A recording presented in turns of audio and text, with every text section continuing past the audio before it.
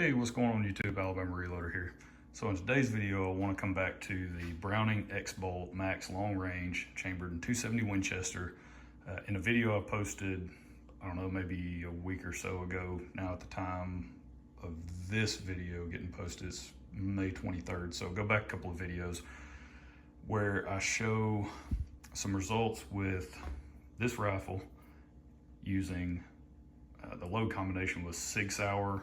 It was primed brass from AmericanReloading.com. It was the Sig Sauer prime brass, Superformance powder, and the 128 grain McGuire Ballistics copper rose hollow point. Now, the results in that video, not that great. I was hoping for better, especially because I love that bullet. But I have one more 3-shot group that I need to shoot with that combination. But in today's range session, so first of all, I actually completely forgot about that when I was out on the range and I ended up not shooting it, but I did get to the 129 grain Barnes LRX and Superformance combination. So shot 3 or 5 3-shot groups with that combination. So let's just go to the target and see how it shot. They did shoot better than the McGuire Ballistics combination, but I'm gonna keep messing around with that bullet and powder for sure. Let's see. First group is 52.5 grains, and that's at 27. Oh wait, no, sorry, that's not the first group. First group is over here. That's at 52.5 grains. That's 2753.1. A few of these groups are actually worth measuring. Like this one's 3/4 inch group. That one's like 0.8, and then that one's like 0.9 something. So not bad, but that was 2753. This is 53.5, and that's 2884.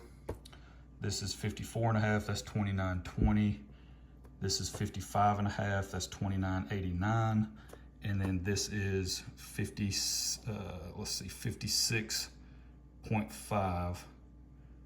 And that's 3,000 feet per second, so 3,005 feet per second. So overall, not bad. Could definitely push it higher. We're just at 3,000 feet per second. No issues in terms of pressure signs or anything along those lines. So I could definitely go higher if I wanted to. Overall, really good results. Hey, bud. How was your day? Good. Wife just got home from work, so. But in general, I mean, not bad. I did make a scope adjustment from this first group to the second group. I came left a few clicks I didn't realize it was actually hitting to the right. Of course, point of aim, point of impact, and I was like, well, so much for that. And the first shot was actually here.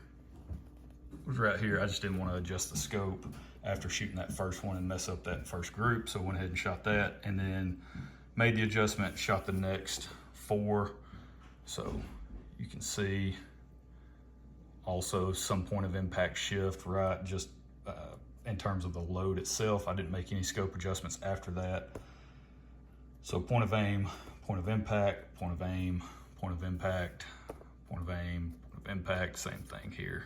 Drop down, so got a little bit lower the higher we went in charge weight. So what I'm thinking about doing, since I've loaded up that extra 57.5 grain charge for the McGuire Ballistics, I think I'm going to do the same thing in the 129 grain LRX whenever I get back around to prepping this brass, doing the wet tumble and all of that fun stuff, going through, resizing it, coming back, testing a little bit more of these two bullets with this powder. I want to go higher, 57.5, maybe up to 58.5 grains, and see what that looks like. So we'll see. Overall, not bad though, as far as groups and velocity and all of that. Remember, this is a 22-inch barrel. I believe the test barrel length that Barnes lists, I think it's 24 inches, maybe. So we're giving up a couple inches on the barrel length, so that will have a direct impact on our velocity performance. But overall, really, really good. Couldn't be happier. It would be nice if it was a little bit tighter groups, right? Like, well, I've already taken the target out to the building, but the 280 Ackley target where it was like stacking them in there on the 5-shot group. It'd be nice if we could have that same level of performance with the monolithics and that powder. But one thing I do want to mention, velocity was a little weird, right? Check out these SD numbers. 44. Ouch.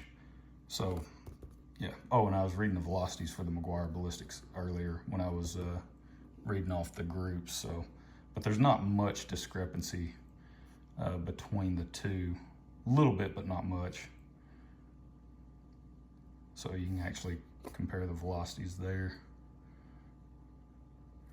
So yeah, overall, not bad, but again, with these kind of not great velocity numbers, again, 3-shot group, so I'd want to, shoot a larger sample size data set to actually determine some true velocity numbers, but still got 5 3-shot groups to go with the Barnes 130 grain TSX. These are pulled bullets from AmericanReloading.com.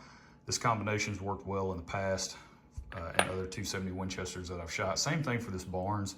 You can see, I mean, it wasn't bad. I think the worst group on there is like 1 1/4 inches. Again, 3-shot group, so it'd be nice to stack them in there a little bit tighter, but in general, not a bad day at the range, especially considering I picked up all of this brass somebody decided to leave out at the range.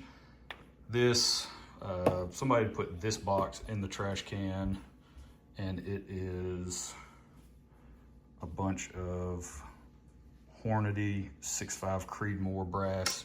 All total, it was 66 pieces.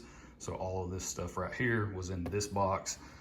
And then somebody decided to leave behind 20 pieces of PPU 25-06, and then 20 pieces of Hornady 308 brass, and then 20 pieces of Winchester 308 brass. I'm really not a fan of Winchester brass, but somebody went ahead and put it back in the box, so I decided to grab it. Really good haul on the brass at the range. Could have had better results on target, but that's it. That's where we're gonna leave it. Hope you guys enjoyed it. We'll catch you next time. Y'all have a good one.